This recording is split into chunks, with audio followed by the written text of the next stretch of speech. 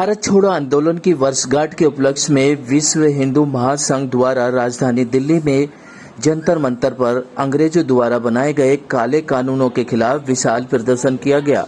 आप देख सकते हैं किस तरह से पूरे देश से आए विश्व हिंदू महासंघ के लोगों ने मिलकर प्रदर्शन किया और सरकार से मांग उठा रहे हैं कि अंग्रेजों द्वारा बनाए गए कानून हमें मान्य नहीं है।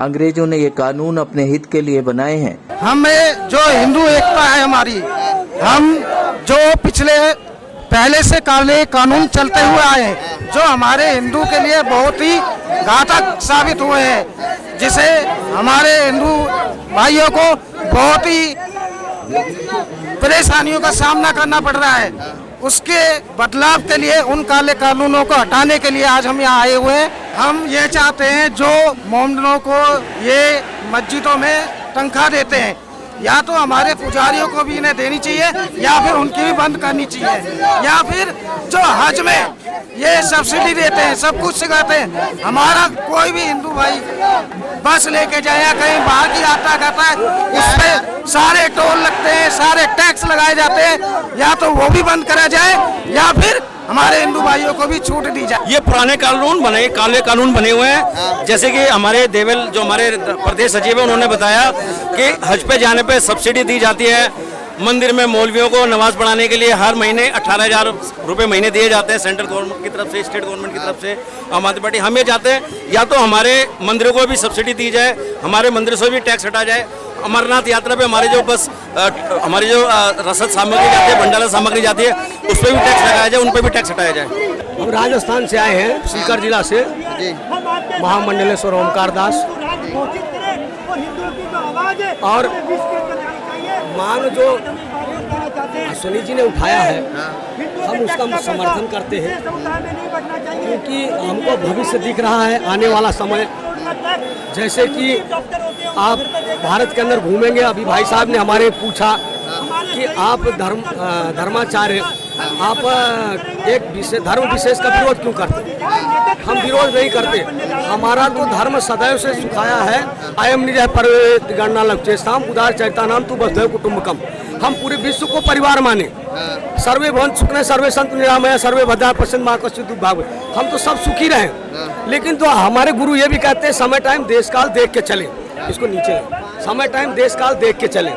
आज का जो समय है हम देख रहे हैं, जहाँ मुस्लिम बाहुल्य है वहाँ हिंदुओं को किस तरह सताया जा रहा है, जहाँ ईसाई बाहुल्य है वहाँ हिंदुओं को किस तरह प्रताड़ित किया जा रहा है। इसलिए हमको आवाज़ उठानी नहीं। तो हिंदू तो हर हमेशा सही सुन रहा है, कभी किसी देश पर कब्जा नहीं किया, कभी किसी पर धावा नहीं बोला, किसी से विवाद अपनी तरफ से नहीं किया। जब भी किया है अपनी रक्षा के लिए किया है। वो गुजरात जैसा कांड हो गया लोग कहते हैं, लेकिन लोग इससे पहले नहीं सोचते कि 59 जिंदा लाशों जलाई गई। 59 आदमी उन्होंने क्या बिगाड़ा था? वो तो नहीं गए थे कहीं पर, उनको क्यों मारा गया? वो एक्शन का रिएक्शन तो होता ही है। अब उसमें आप हिंदुओं को बदनाम करें तो गलत बात है। तो आज आवश्यकता है पूरे विश्व के अंदर में हिंदू को जागृत होने की, और ये कानून आवे। अब वो 40 बच्चे पैदा करते हैं, तो अभी 20 साल बाद में आपको भारत छोड़ करके जाना पड़ेगा। 70 साल पहले एक भारत से पाकिस्तान बना, एक बांग्लादेश बना, अब दूसरा पाकिस्तान बनेगा। अगर आप नहीं चाहते हैं तो हमारा यही है कि इसका सपोर्ट करें। आज़ादी के बाद पहली बार राष्ट्रवादी, राष्ट्रहित का चिंतन करने वाले प्रबुद्ध लोग एक मंच पर एकत्रित हुए। आज ही के दिन 8 अगस्त 1942 को भारत में भारत छोड़ो आंदोलन का शुभारंभ हुआ था।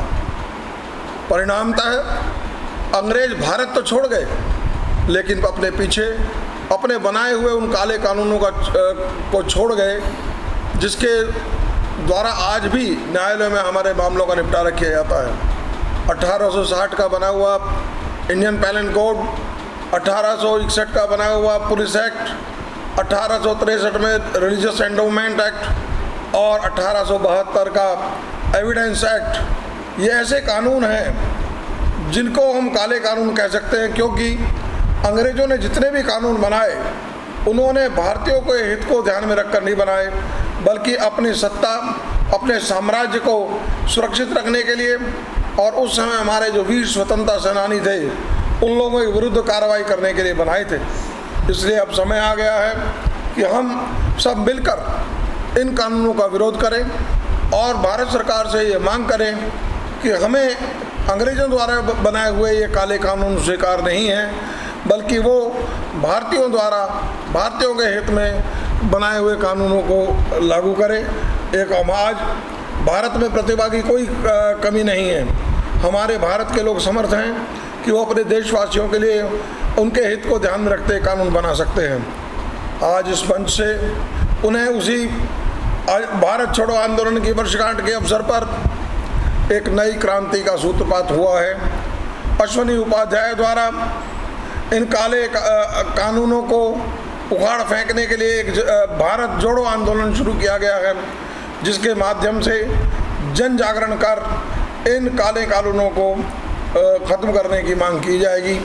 क्योंकि उनका कहना है कि जब तक भारत में ये अंग्रेज़ों के बनाए हुए ये कानून रहेंगे, तब तक ना इस देश से जातिवाद समाप्त होगा, ना क्षेत्रवाद समाप्त होगा, ना मजहबी उन्माद पर नियंत्रण लगाया जा सकेगा।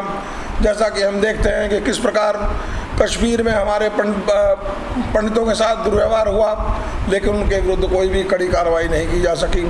और आज भी बंगाल में हिंदुओं पर जो है अत्याचार हो रहा है, उनके साथ रक्तपात हो रहा है, बलात्कार हो रहा है, उनके महिलाओं के साथ दुर्व्यवहार हो रहा है, लेकिन इन कानूनों की वजह से उन लोगों के विरुद्ध कोई भी कार्रवाई नहीं की जा पा रही है। इसलिए ये जरूरी है इन काले कानूनों को समाप्त किया जाए। विश्व हिंदू महासंघ के पदाधिकारियों ने 5 कानूनों के खिलाफ विशाल प्रदर्शन किया।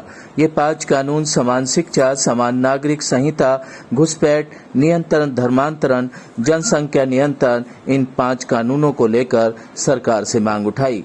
इस प्रदर्शन में महिलाओं ने भी बढ़ चढ़कर हिस्सा लिया और अपनी आवाज बुलंद करते हुए प्रदर्शन किया। Live for India Hindi news के लिए मनीष सूर्यवंशी की रिपोर्ट।